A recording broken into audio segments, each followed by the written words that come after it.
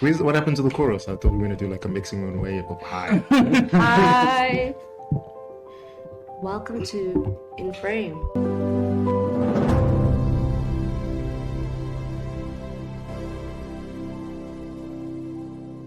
Hello, everyone. Hello. Welcome to In Frame. Frame.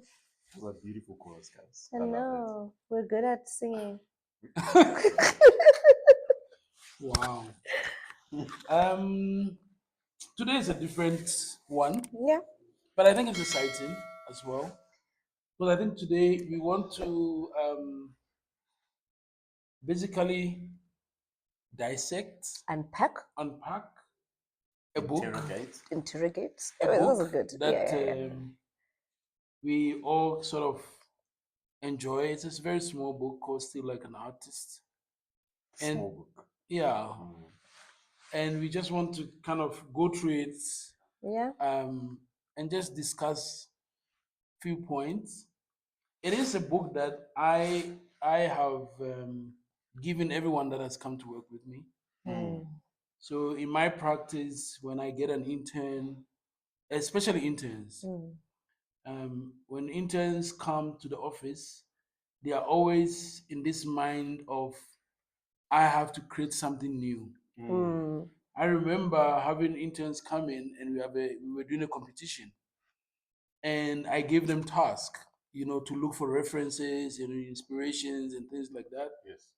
And I could see from their sort of attitude towards, the task that I was giving them, that they were quite surprised of the way I wanted us to start the project. And it felt as if they were waiting for me to give them answers. And they were waiting for me to tell them, oh, okay, this is what we're going to do. This is what we are designing. This is how we do it, whatever. And I said, no, go look for references, go search, and then from there we will find out what we're going to create. And so from that day onwards, I decided any intern that comes, I reference this book and I said, go and read this book and let's talk about it. You know? And a lot of the students have come back to tell me that, look, this book actually have changed their mindset of what it means to be an architect, what it means to be an artist, and because it almost like felt like it gave them the freedom that it's okay to get inspiration from other people's work. So it would be nice for us to just talk about this. Um, and the book is by Austin. How do you pronounce this? Kleon. Kleon. 10 things nobody told you about being creative. I think it's relevant. Right? Yeah. Still like an artist. So I just want us to go through it, just touch on few things in the book, and then discuss it. Whether we agree with it, what does it mean, to you? The one of the things that just popped up here is art is theft by Artist Pablo theft. Picasso, right? And so, like, what does that mean, right? So I think I just want us to kind of touch on some of these things and just discuss it.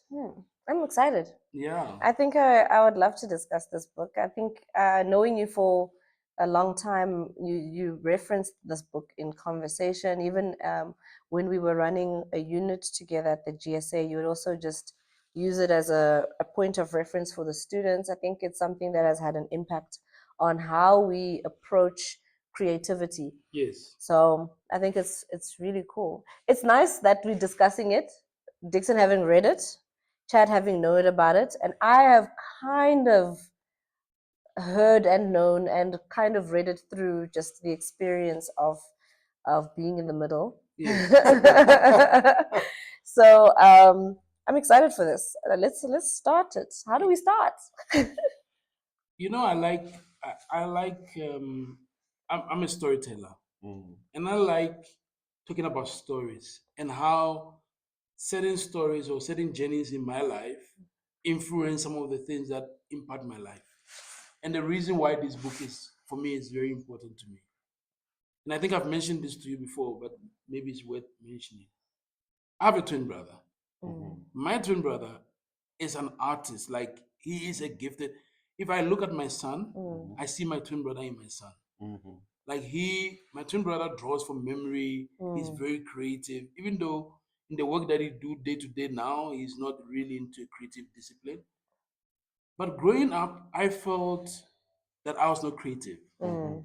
because I was not the type of person who imagine something and draw. Mm. Or yes, I could draw, but I wasn't that in quote creative Mm-hmm. from my understanding of what creativity was at the time. So when I was growing up, I would always like compare myself to my brother. And then if we were giving work at school, and my brother would draw something and I'll have to look at something to draw, Mm. I felt so inferior. Mm.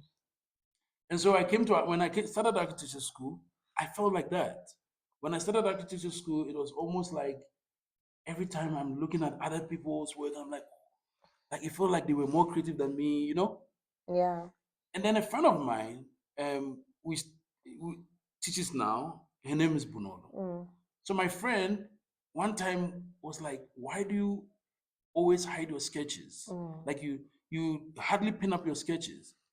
I'm like, "No, but I don't." And then she's like, "But you've got amazing sketches. Like you draw very well." And I'm like, "But because in my mind, I'm like, most of my sketches are from things that I'm looking at or like inspirations that I've gotten or whatever." And then she's like, "Why do you? I think I have a book for you." Mm. And then she said, "Follow me to the library." And then we went to the library and she gave me this book. Mm. And she said, "Go and read this book and let's talk later." And then after going through this book, I had a new sense of confidence that Mm. actually there's nothing wrong with me. Yeah. Like I can draw, Mm. I'm creative, Mm. And so for me, that's where this all started. That's why I feel like the book means so much to me. Yeah. Because there's so many things that I've created that a lot of people have no idea where it started from. Mm. Right? And they're thinking, oh, Dixon is great, whatever it is. But a lot of the things that I've created started from some inspiration from somewhere, whether it's Mm. architecture or not. Right? So the first where I wanted to start is how to look at the world like an artist. Right? And it says that every artist get asked the question, where do we get where do you get your ideas from? What do you think the answer is? The real answer or like a perceived answer? A perceived answer. Because I mean, I've been asked that question multiple Yes. times, and even somebody that loves to draw and draws. I mean, at the time, you guys know that I did like I post every day for what 2 years? I think it was 2.5 years. It felt like more like 3 years. Yeah, cool. Yeah. 3 years. Every single day. Every single day. day. Yeah. Wow. And you recorded it every day. And so many people would ask me that exact question. Like, I'm like, sometimes just nothing. Yeah. Sometimes you just sit down and there's no divine inspiration that comes, and your hand just needs to move. Yeah. And then once your hand is moving, then then whatever like doodle or like dot or whatever, it starts to become something. Mm. And I think that's for me what sometimes the best ones, because it's just like it doesn't really matter if you have an inspired idea or not. It's the act of just doing it. Mm. And I think that those and some a lot of my favorite sketches came out. A lot of my most my most hated sketches were those in those moments. But it didn't matter Yeah. because it's like you just need. It's a lot of people think that you need to be inspired to do something creative, Okay. and I Okay. don't believe that. Oh, that's an interesting take. Anyways, V, what do you think? I have a very, I think I have a very, a love-hate relationship with the word creativity as a whole. Mm-hmm. Because I also say similar to you, felt like growing up, I felt more creative towards the fashion side of things Okay. and making elements, right? But when it came to drawing, it wasn't really my strength. What I would do to draw would trace. I would trace to draw, and I think tracing for me and the methodology of tracing is essentially like re trying to perfect the skill of moving your hand to draw Yeah. on top of something that has already been drawn before, and learning that method of learning, I think, helped me then make. And I think for me, the process of tracing, even though I would say that's kind of stealing, Yeah. I think then when I would make what I looked at and drew, I could post rationalize things with my hands that I couldn't draw. So I think it's weird. I don't know if I call that creative, because I don't know what it was. It was like a weird process for me. But I would also say that naturally, from the kind of from being inspired, I was inspired by what was done before, Yeah. and I would trace it. Yeah. And then I would post, rationalize, and change it in another medium. So I don't know. I think I was stealing. I don't know. I feel like I was somewhere there. Okay, so the book says, where do you get ideas from? The honest artist answers, I steal them. How does an artist look at the world? First, you figure out what is worth stealing. Then you move to the next thing. That's all there. That's all it is there, right? When you look at the world this way, you stop worrying about what's good and what's bad. There's only stuff worth stealing and stuff that's not worth stealing. That's true. Right? So I think that there were so many things you could have traced, but the things that you traced were worth tracing, worth keeping. And in the process of tracing, I think that if you should even go back to time and look at the work that you traced, they were never the same as the things that you traced. Yes, 100%. Right? Yeah, so I just also wanted to speak on that. Because what Veronica would do, and I know a couple of stuff, she would trace like faces and then leave out details that weren't in the Original. original. So like if there was a freckle, maybe emphasize the freckle, or like a what African A music, dimple. a dimple or something like that. You omit that, but there is in the tracing there are choices being made to either being kept or not being kept, and emphasized and not being emphasized. And I think that I think speaks to that statement that you just read, is that some things are worth keeping or stealing, and some things aren't. And you as the artist make those decisions in those moments. Yeah. Yeah. For me, I think it's, like, I think even the artist that says, I did not steal, I think was stealing subconsciously. Yeah. Because I think that it is almost impossible to say I create something and not being inspired by nothing. Yeah. I think that subconsciously, the life that we live, the experiences that we have, the stories that we've been told, are those that subconsciously help you to create something. Yeah. But I think that if you were to be kept in your own sort of bubble without any experiences around you, I think you will struggle to create, in my own mind or thinking. Because then, from what are you creating from? Yeah. Right? For me, that's like, so I agree with this notion of the honest answer will be, I steal. Because the honest answer is something inspired You. me, Yeah. right? I think that's also where, even as architects, we use precedent, right? And that's the act of essentially being inspired by something. Yeah. And we're looking at that precedent. We do a study of that precedent, and the act of now creating something from that, from what we learned from that precedent, could actually be a way of then implementing something a little bit different, but the actual inspiration wasn't yours. Well, that original, that thing that was first there wasn't yours. Yeah. But my question then to that statement is, what's the difference then between stealing and copying? So Virgil Abloh says something about creativity. Yeah. And I think I'm not 100% sure of the amount of percentage, but I think it's talk about 3%, I think right? it's 3%. And if you think about it, Mm. if you think about the fact that to take something and change it by 3% Yeah. for that thing to be new, Mm.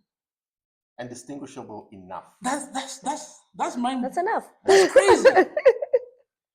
So for me, that always kind of tells me that it's almost impossible to copy and paste. Because the mind, I the, hear the that. creative mind Yeah. critiques. Yes, it does. Yes. The creative mind critiques. That's good. So if you are a creative Mm. and you are stealing, you are Mm. critiquing in the process of stealing. Mm. And so as you are stealing, you are asking yourself what works, what doesn't work, how can I make it better? Mm. And I think that's where sometimes then we find students struggling and we cut students by saying it's plagiarism. Yeah. Because in the process of referencing or in the process of learning, students are not critiquing. Mm. They are not finding out what is better, how can I make it better? Because Yeah. if you were to take that 3% and if you were to even critique Yeah. the work by only 3, 3%. But I think there is like the three. If we have to stick with the virtual Abloh law, yeah, of the 3% will make it distinguishable enough.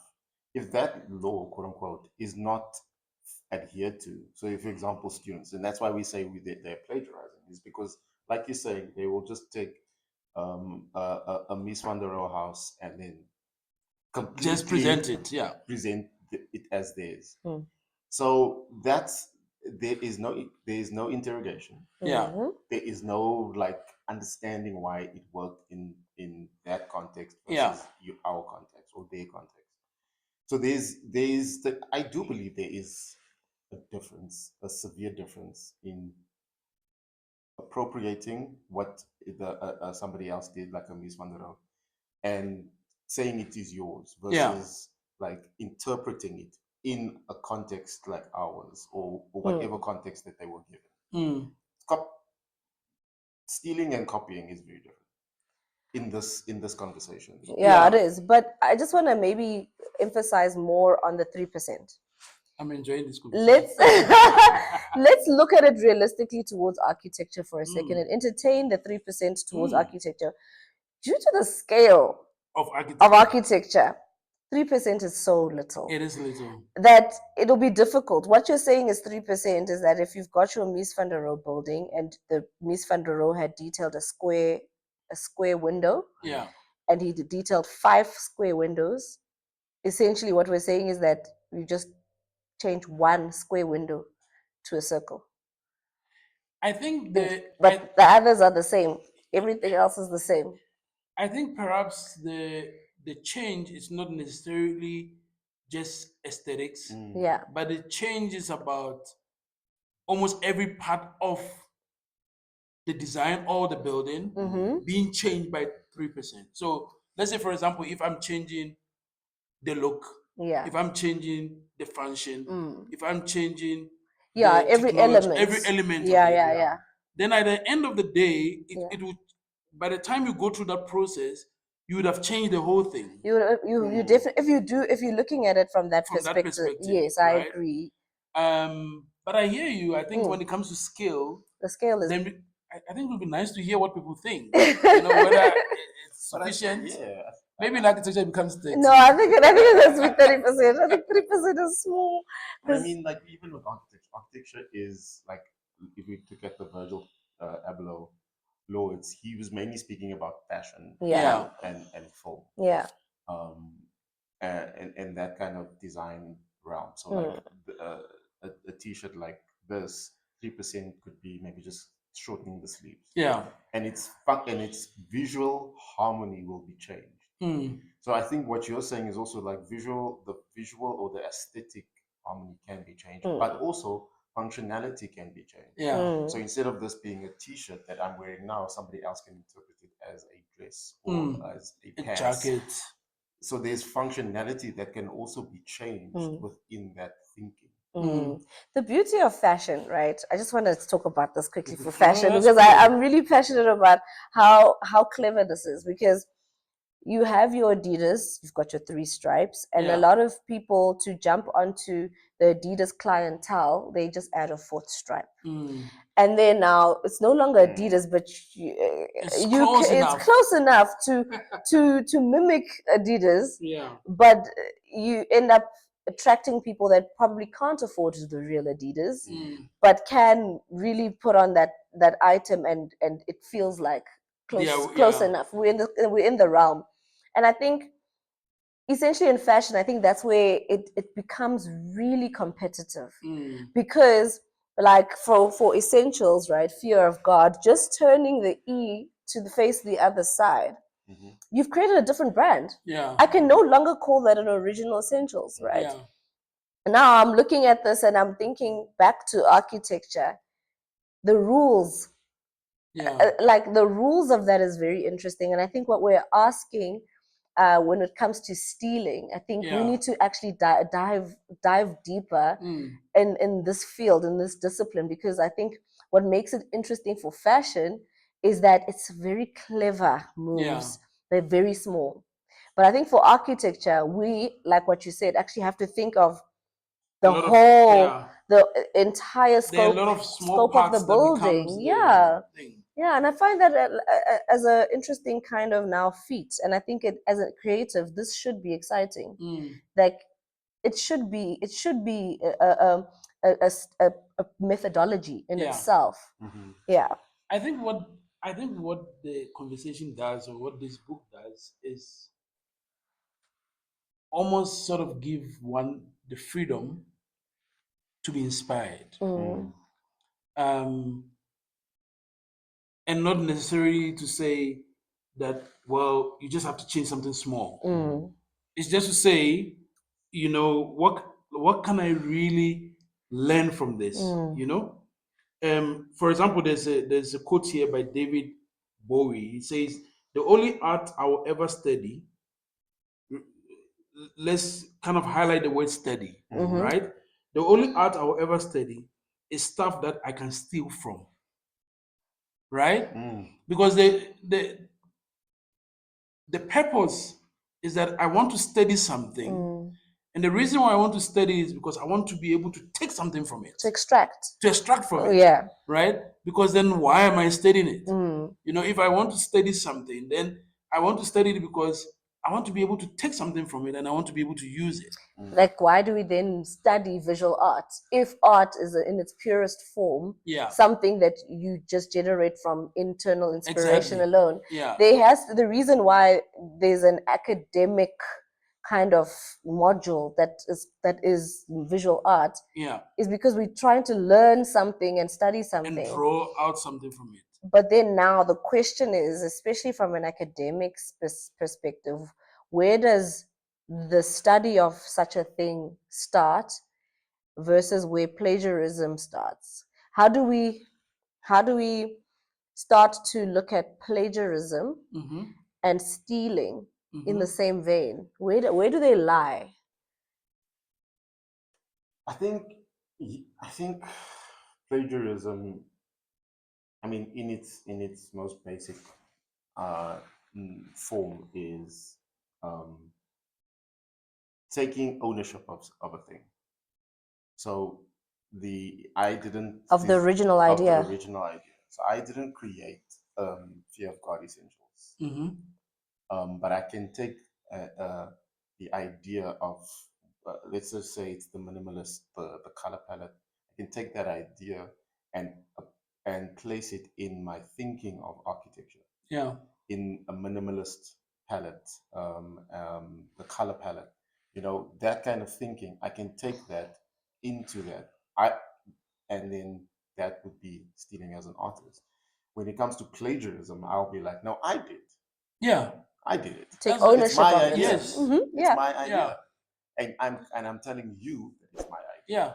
And I need you to accept that it's my idea. Exactly.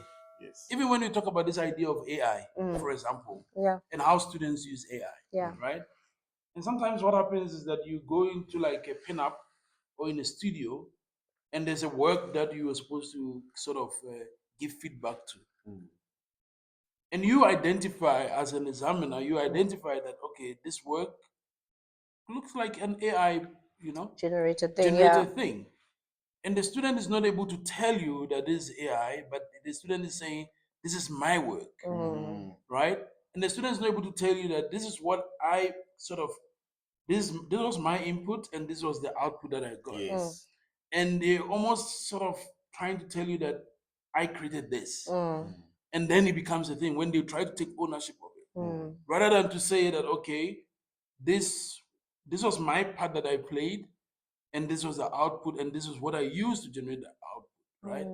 So I think the ownership becomes, like the line between what is plagiarism versus what is stealing like an artist, right? But the book also talks about nothing being original, right? The writer Jonathan Lithium had said that when people call something original, 9 out of 10 times they just don't know the reference or the original source involved. I think that's powerful. That's powerful. There are so many times that you think in your mind, you're like, oh, this is a great idea. You think that this is original. And then only to find out It's been done before. this thing exists. And that's why I started by saying that I think sometimes subconsciously we are being influenced somewhere, or we are being inspired by something that we've read, something that we've seen. But because it's been so long, we forget about it and we think we're creating something new, right? He said that what a good artist understands is that nothing comes from nowhere. Yeah. All creative work builds on what came before. Nothing is It's completely completely original. original. It's right there in the Bible. There's nothing new under the sun. Ecclesiastes chapter 1, verse 9. Right? And for me, it's interesting. Like, even when I share this, I tell students about this book, I quote this scripture and I'm like, there's nothing new under the sun. It's true. So don't be scared. Learn from things and create something. Yeah. The hesitation probably comes in feeling like you need ownership of the idea, or feeling like it's only relevant or it's only legitimate when you have owned it from the genesis of the thing up until the end. And I think a lot of students probably don't feel liberated to 100% take ownership of something that they feel inspired by, especially by something else. And I'm not too sure where those schools of thoughts have now come from, because I think when I was studying in architecture school, we very much were taught to learn from things that were done before. But I'm noticing with this generation of students, they really pride themselves on trying to be as original as possible, or I'll say original as possible, and trying to create something that they haven't seen or done, or that and it's not in the current frame of reference. And I think they get shy about showing their work. They're shy about showing their work because at the same time they've got the pressure of feeling like they have to create something new. And I think while we were teaching at the GSA, one of our colleagues had said that it will only count as research or valid research when it's something new. And the argument will always be that there's actually nothing new. We can add a new idea that was probably maybe a dialect of a previous idea, or like something, a transformation or an upgrade, let's just say, of a previous idea. But let's not lie and say that the original idea never existed. And I think those are the arguments, is that as architects, we're trying to create something new. We're fighting to create something new. And we don't feel validated or encouraged enough to kind of grasp something that isn't necessarily and add to original. it. Right? But Yeah. what's interesting for me is like you mentioned it earlier. It's that the uniqueness of a thing comes from the background of the person. Yeah. So like culturally, religion, socially, like all of these things create an individual in that moment that has experienced things that nobody else can or has. And in that moment, then you create something and add or subtract to an idea. Yeah. So that's why, like, I think the 3% rule will then come into play because your 3%, and my 3% will be completely different. Yeah. In isolation, you would maybe change the color red to blue. And in isolation, you would do white to black. And in isolation, I would do yellow to green. And we have the same thing. We have Yeah. the same same base. That base. is, Yeah. We all, like, even if we went to the same school, Yeah. even if we got relatively the same grades, we finished everything. It is the individual that changes based on multitude of circumstances. Yeah. yeah. And Yeah, no, I think what you're saying is so important because I think that's what makes the study like a PhD valid actually. And I don't want to dive into PhD study, but I'm realizing it's also a burden. There's also a burden of Yeah. There's also this burden of we have to create something new. Yeah, there's a burden. Yeah, it's a real burden. You know, and so there are a lot of students who I think are perhaps ready to go into doing a PhD, but there's this burden of and that is placed on us that you have to be creating something new. Yeah. And so because of that, they are constantly thinking I'm not ready. And there's an analysis paralysis with it. Yeah. You know? And the book says something here. It says, if we were to free from burden of trying to be completely original, we can stop trying to make something out of nothing, right? And we can embrace influence instead of running away from it. So with that statement and what I said earlier about just putting pen to paper, that where would you place that kind of thinking or act in this conversation? So I don't think that so let me use Daniel as an example. We had Daniel on our platform the last time. And in our conversation with Daniel, we asked Daniel about how does he create some of the artwork that he creates. Yeah. And he says that sometimes it's just about a very simple daily thing that has happened, right? And when he start to draw, in the moment, sometimes he doesn't even know where he's going. But then he draws and almost turn it upside down, right? Of the experiences and the things. So just putting the pen or the pencil on the paper is the start. Yes. And as you start that journey, in the beginning, you might think that you are creating nothing out of nothing. But I personally believe that as you start that journey, because you don't draw in isolation, as you are drawing, you are thinking about it. Yeah. Right? And as you are drawing, you're thinking, your thoughts, the things that happened yesterday, the things that happened the day before, is influencing where it's moving towards. Yeah. So I think the idea of, okay, I just want to start something, just is great, right? But I think the boldness of that is to say, it doesn't matter what I'm creating. You know? It doesn't matter what I'm creating, I just want to create. And in the process of just deciding to create, I feel like your experience, your life, the things that you've lived, the memory inside of you will come out to create something. And then later on, you find out that, oh, now I can get a reference of what I just drew. Yes. Because when you were standing, you were starting it, you thought you were not being referenced, you're not referencing anything. Yeah. Right? Which is quite interesting. My son started doing animation. Hilarious, by the way. I love it. Absolutely amazing. So he started doing animation, right? And in the beginning, so he kept asking me about the work that I do. Yes. And he kept telling me that he doesn't want to be an architect. He wants to be an animator.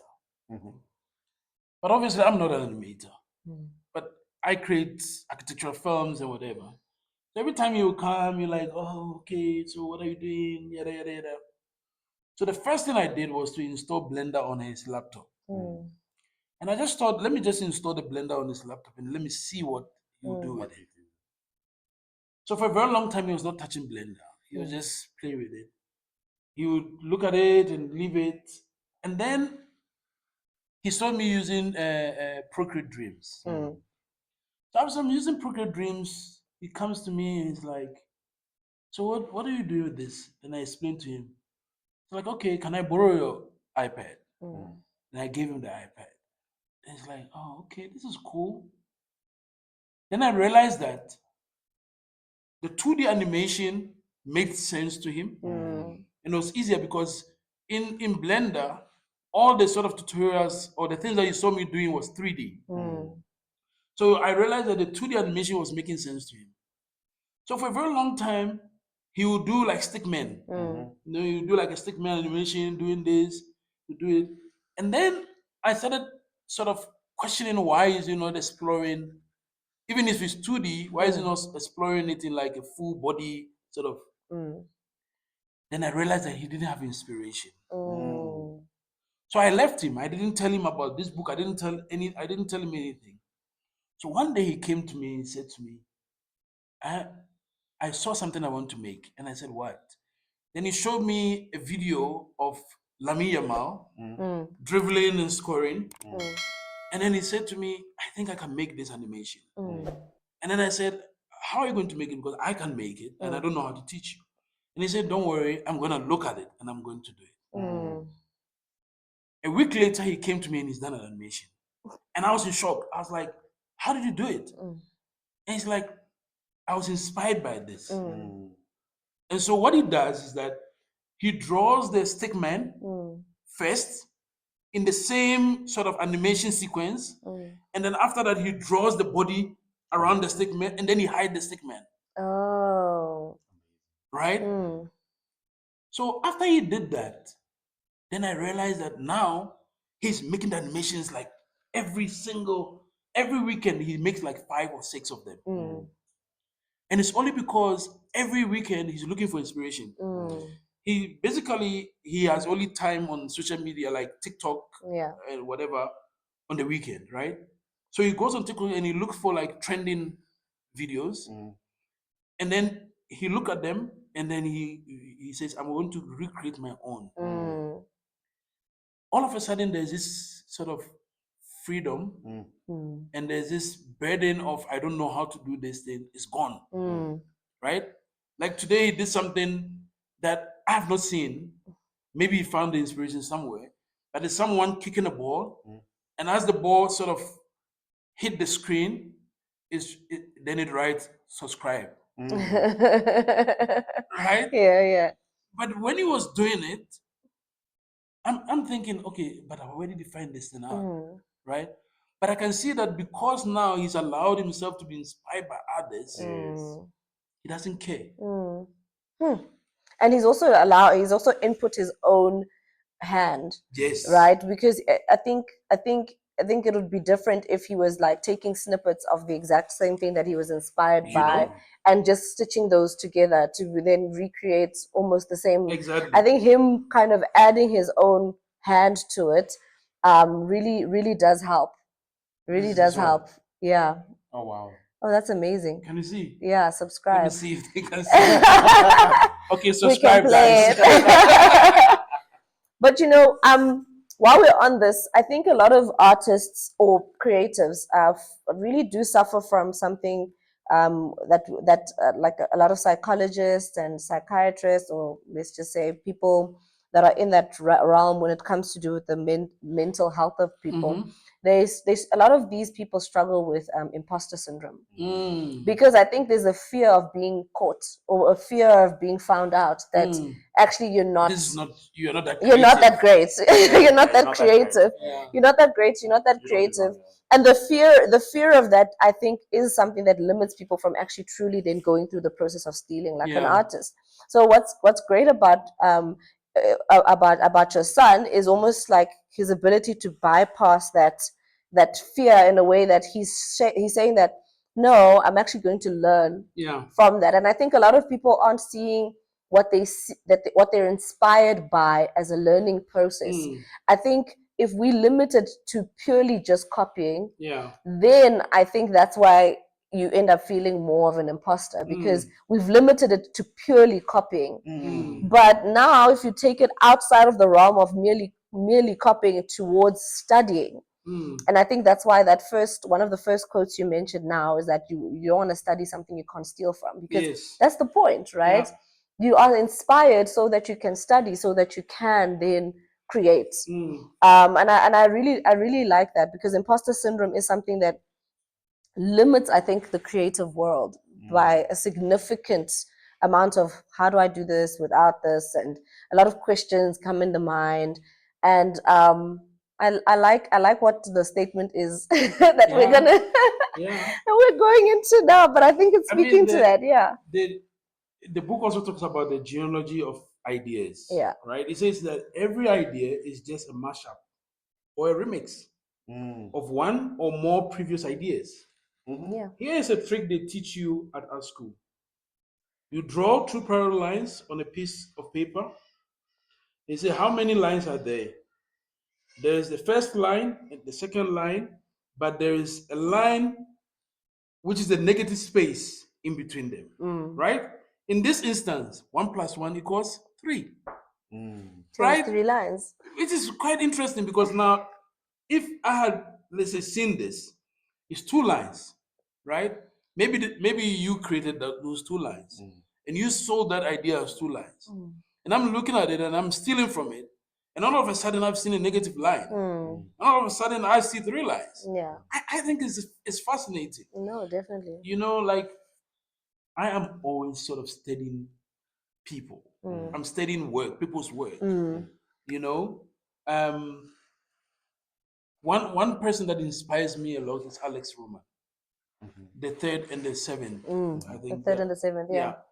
It's something that, like, I watched that Akvis film a couple of years back, maybe about 10 years back or so. I watched it, and I always go back to it and watch it. Yeah. And I always look at it, and as I'm looking at it, I am questioning what it means to tell stories. Like the recent film that we made was about what it means if there's another layer to what Alex Roman has done. That layer is the human voice layer, right? And what does it mean if I was to learn the techniques, the movement of camera, but at the same time, if there's a layer of a human voice, what does that film become, right? So for me, even in that instant, for me, I'm thinking, could I say that the voiceover was just 3% or 10%, Yeah. or even if it's 20%? But I learned every technique of what Alex Roman did. And even if I implemented, I've not been able to implement all the things that he did, but even if I was able to implement everything that he did, and I added that layer of the voice, I have created a new sort of type of film. Yes. Yeah. A new type of architectural film, architectural essay film, or whatever we want to call it. And for me, it becomes very interesting in that instance to say, how do we see those negatives? Yeah. How do we see those, moments, the opportunities in the existing sort of design? But I mean, it's even in speaking of film, like the recent Odyssey movie that came out that we love so much. It's not the first time that that book, Homer's book, has been put to screen, and every time it's a slightly different interpretation of the original material. And each one is, depending on what you like or what you don't like, has varying degrees of interpretation to the original source. And I think that's exactly what you're saying, is that just because you're referencing Alex Roman's The Fourth and that film, you've like, what if it's like this? What if it's exactly like the same but like this? Yeah, And it's a different outlook. exactly.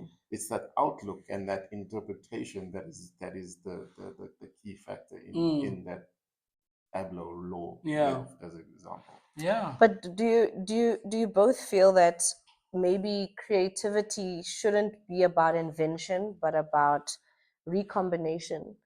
So, because I think the act of invention is really what we're discussing, right? Is and what is it? Still like an artist is speaking about the power of recombination, of remixing, because that then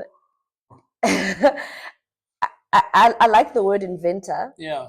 Because I think we, growing up in just a traditional sense, you almost have the pressure to invent. Yes. Yeah. And I think that's where that's where That's the the problem pressure is. Yeah.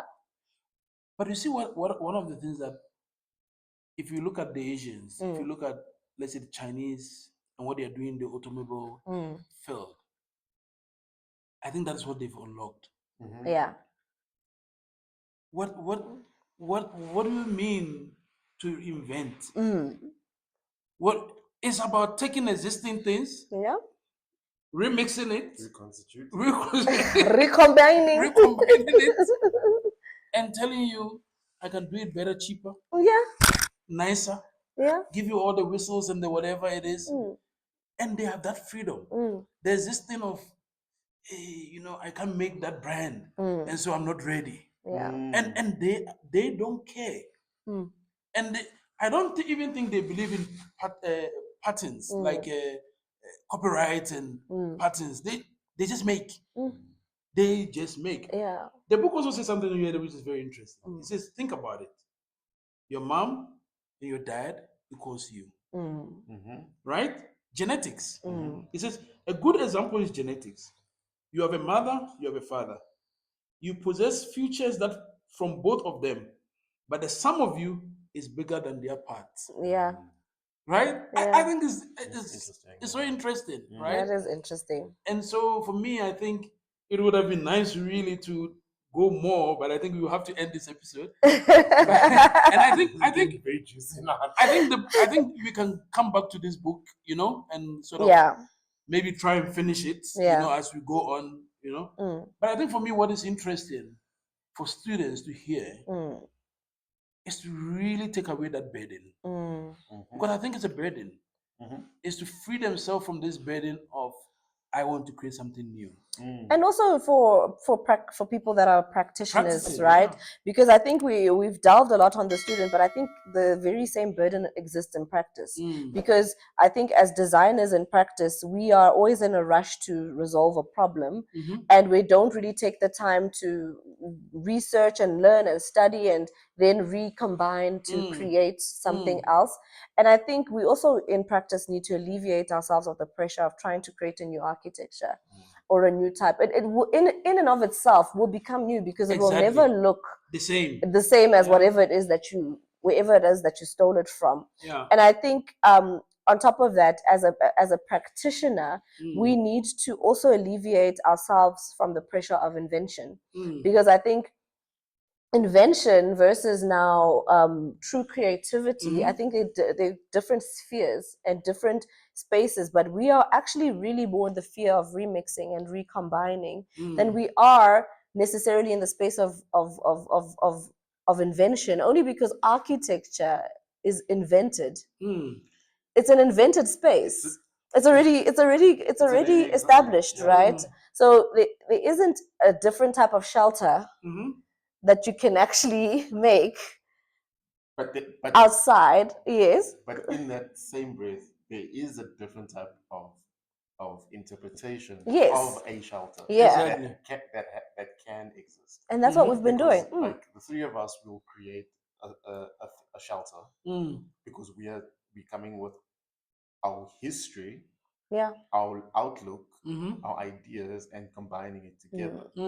Whereas the two of you will create something different Yeah. from the three of us Yeah. versus me as well. So there's multiple opportunities. Yeah. And personally, that frees me from trying to be like, I have to be unique. Exactly. Yeah. I have to make a new thing. Exactly. I have to sit like it. Like you say, it creates undue burden on yourself. At the end, it will be something new, but Yeah. it came from somewhere. It did. Let's end with this one. and then I think we will find moments of coming back to this book again. No, we will. Yeah. Jay-Z, this is a quote from Jay-Z. He said, "We were kids without fathers, so we found our fathers on wax and on the streets and in history. We got picked up and chose the ancestors who would inspire the world. We were going to make for ourselves." You know? So you have to find something on the way, something that will inspire you to help you to make the thing that you want to make. Yeah. You know, it doesn't matter what it is. It doesn't matter the disadvantage that you had growing up. It doesn't matter whether you even believe that you have this DNA. But in the journey, you have to find something. Yeah. Right? Which I think, for me, I get excited talking about this thing because I think that in the moments of practice and in the things that I do, every moment I'm finding something. And then every time I find it, I'm like, ooh, what if? And I asked the question we asked in the studio when we were teaching and we had a brief call, what if? Yeah. Right? What if this cup didn't have a handle? You know? What if this cup was covered full, but we only drank it from here? Immediately you look at the cup and you think about the what ifs. Yeah. You are creating something new, which I think is 100%. exciting. That was very exciting. Yeah. That was a good little That ramped up. Yeah. quick. But anyways, thank you so much for joining us today. And remember, you are in frame. See you next time. Bye.